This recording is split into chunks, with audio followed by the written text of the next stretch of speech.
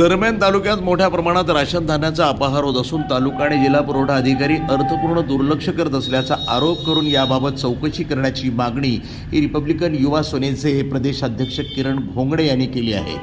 शासनाकडून गरीब लाभार्थ्यांना सध्या मोफत धान्य दिले जात आहे, परंतु काही दुकानदार तांत्रिक अडचणी दाखवत लाभार्थ्यांना धान्य देत नाहीत।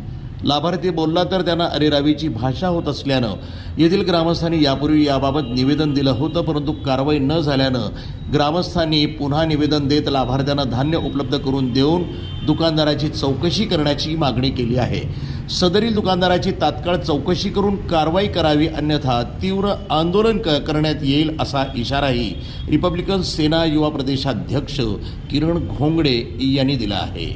आसोला जवळा बाजार या ठिकाणी राशनचा पुरवठा सुरळीत होत असल्याच्या कारणाने रिपब्लिकन सेना तालुका औंढानाथच्या वतीने आज तहसील कार्यालयासमोर आज तांबे आंदोलन केलेलं आहे आणि त्यामध्ये अशी प्रमुख मागणी केलेली आहे की आसोला येथील जो राशन दुकानदार आहे तो संबंधित नागरिकांना वेळेवर राशन वितरित करत नाही। याचबरोबर त्यांना मागणी केल्यास उद्धटपणे शिवीगाळ वगैरे करतो अशा प्रकारच्या लोकांच्या भावना आहेत आणि त्यानुसार आम्ही आज या ठिकाणी मागणी केलेली आहे की संबंधित दुकानदाराचा परवाना आपण रद्द करावा।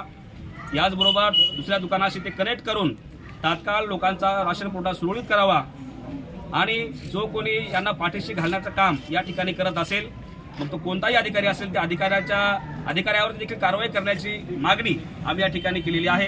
अधिकाऱ्यावरती कारवाई करणे, राशन पुरवठा सुरळीत करणे आणि राशन वेळेवर देणे अशा प्रकारच्या मागण्या घेऊन आम्ही या ठिकाणी आज आंदोलन केलेलं आहे। भविष्यामध्ये ह्या मागण्याचा विचार न केल्यास रिपब्लिकन सेनेच्या वतीने या तालुक्यामध्ये या तहसील कार्यालयाच्या समोर एक मोठ्या स्वरूपाचं आंदोलन आम्ही छेडणार आहोत। NTV news Marathi, Hingoli.